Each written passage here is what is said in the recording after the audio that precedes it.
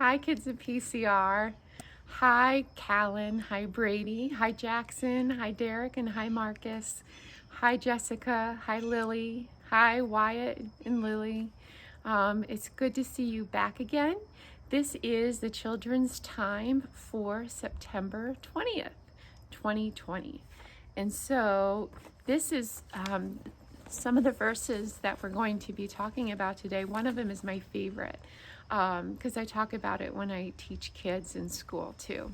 So this is what your children's bulletin looks like this week. And it says, let the hearts of those who seek the Lord rejoice. So this is from Psalms, and it's just talking about that if your heart is filled with love for all of God's children, then be happy and rejoice and sing and just spread the good news of God. And so this would be a really neat coloring sheet. So on the inside, the draw activity I'm going to save till last because that has to do with that is also part of your coloring page, and so I'm going to talk about that at the last. So we're going to come back to this page. So I'm going to go right to the unscramble it. These are one of my favorite. It's like having a secret code. So you're trying to find out what they're really trying to say. So it's called Unscramble It. And this is about a story from Exodus chapter 16. So we've been in Exodus for a couple Sundays now. So do you remember what part of the Bible Exodus is in? Is it in the Old Testament or the New Testament? All right, hopefully you said the Old Testament. It is the second book in the Old Testament, but it's the second book in the Bible. So the very first book is Genesis, and then the second book is Exodus. In Exodus, we've been talking about Moses, and if you remember a couple Sundays ago, we talked about Moses being the little boy who was in the basket in the river, and one of Pharaoh's daughters found him and rescued him and raised him, and Moses became such an important person to carry on God's word. And so in this story, Moses has led the Israelites out of Egypt. And so last week we talked about Moses splitting the Red Sea, and the Israelites are allowed to walk through the water. And so now the Israelites with Moses and this man Aaron are wandering in the desert. And so they don't have the Egyptians anymore, but now they don't have anything. They don't have a place to live. They don't have any fields to plow or to harvest food. And they're really mad because they're hungry. We all want a place to live and a place to call home, and the Israelites don't have any of that. And so they're kind of mad at Moses, and they're mad at Jesus, or they're mad at God. And so they're asking, why are we just wandering around? What's happening? I thought we were supposed to be rescued, but this isn't rescued when you're just wandering around and you have nothing to eat. And so this story in Exodus talks about that God gave the people manna, which is the flat bread, in the morning. And then Jesus gave them some meat to eat. They gave them some quail. Quail is like really small chicken. And so he gave them that to eat at night. And so the Israelites were very happy when they had food to eat. And it was God that gave it to them. And Moses told them about it. Moses told them to go out in the morning and you're going to find bread. And to go out at night and you're going to find meat to eat. And that's all food from the Lord, from God. So that's what that is. So why don't you go ahead and take the letters and unscramble it and actually see what part of the story this is telling us about. And the back of our bulletin is always such a pretty picture, or a maze. Even the mazes are pretty. All right, and this one is you're going to color the words, and it says, live your life in a manner worthy of the gospel of Christ. And so this is from Philippians, and Philippians is in the New Testament. So in the New Testament, we have Matthew, Mark, Luke, and John, and then a couple books after that is Philippians. And so in Philippians, they talk about that we need to live our life like Christ, as close as we can. We're not perfect like Jesus was perfect, but we need to live it as close as possible. And so that's what that picture is. So you can color the words. Okay, now back to the drawlet that I skipped. This is one of my favorite verses because I use it in school a lot with my students.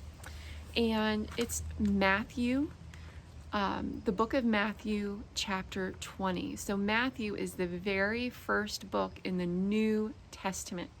So the back half of the Bible is the New Testament, and we have 4 major books. In the first part, we have Matthew, Mark, Luke, and John. And so Matthew is the first of them. And so Matthew 20 has Jesus telling the people a story. And the story has a meaning to it. So I'm sure in school, your teacher reads you lots of stories, and then your teacher says, now, what is the author trying to tell us? The person who wrote this story, what are they really trying to tell us? Well, that's what Jesus did to the people. He told a story just like that. And in church, we call it a parable.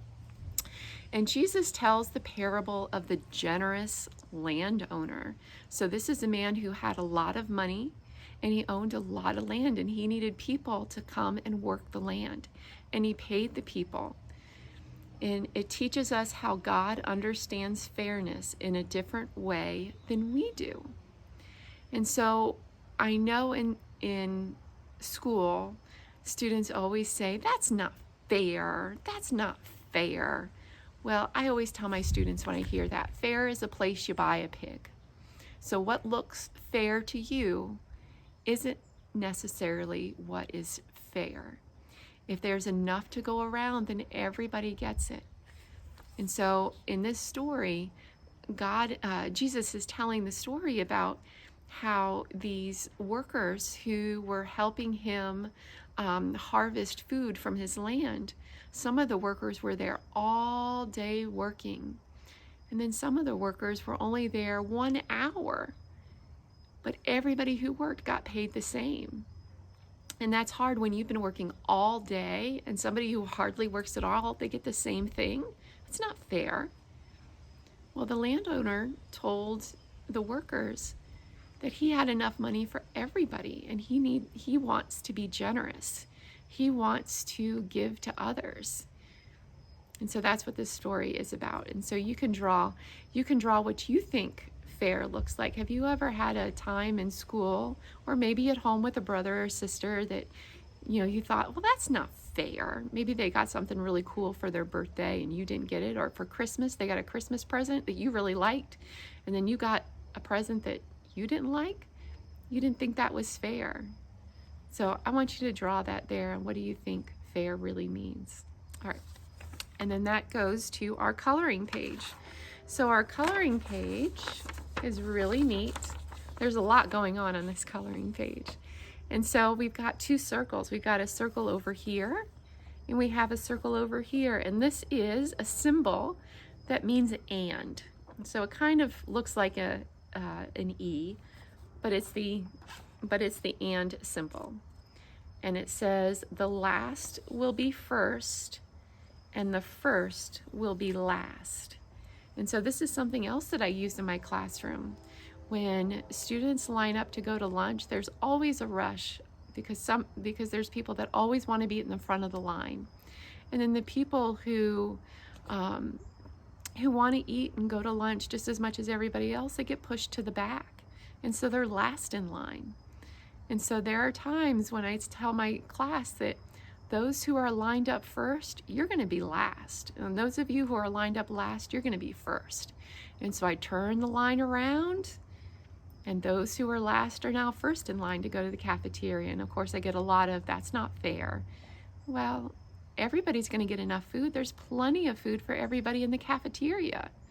there's no need to push others out of the way. Everybody's going to get some. And so that's being fair. That's being generous. All right, so that's your coloring sheet. Now, in your envelope, I did give you some stuff. So I got you a pencil, and it says welcome back to school. But this is also a welcome for people who might come late, like the landowner and the workers who came late. The other workers didn't welcome them. Well, this is a pencil to help remind you that we want to welcome others.